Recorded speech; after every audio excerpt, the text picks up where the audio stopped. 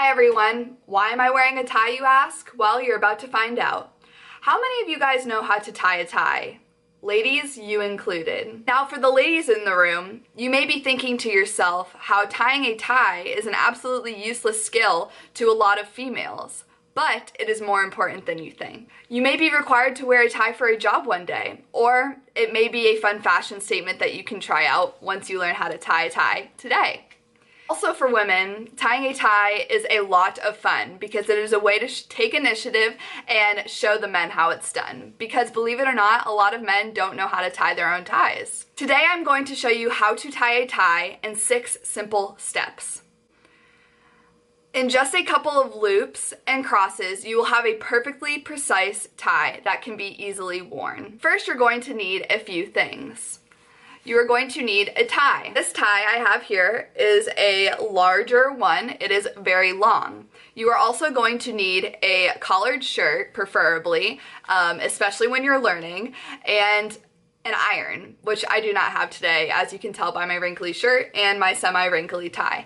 An iron is useful because it will help make everything pristine and give you the finished look once you have the tie around your neck. Now that I have listed the easy materials, here are the steps that can be a little more tricky when you are learning how to tie a tie. First, you are going to set the tie around your neck with your collar flipped up. You want the thin side to be facing out, so the back end facing out over your right shoulder, and the thick side to be facing out over your left shoulder. You want the thin end of the tie to be substantially higher, especially because for me this is a long tie, than the thicker end. So I'm going to set mine about this far apart from one another so that the thin end is hanging higher. For the second step, you are going to take the thin end, the high thin end, and you are going to cross it over the top of the thick end.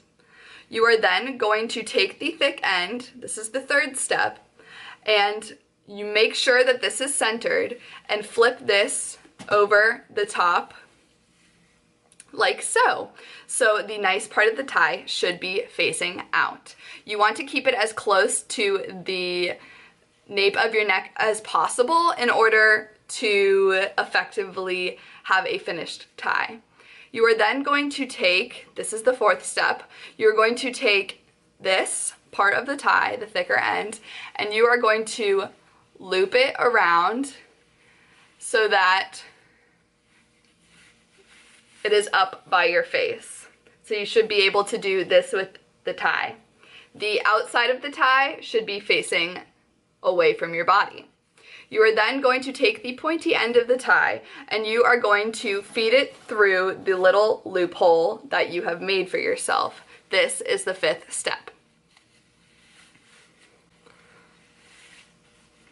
Now for the 6th step and final step, you are going to place the tie around your neck where you see fit with your collar up, and you will tighten the tie. You will use the thin end to get the tie closer to your neck and the thick end to make this little knot right here smaller.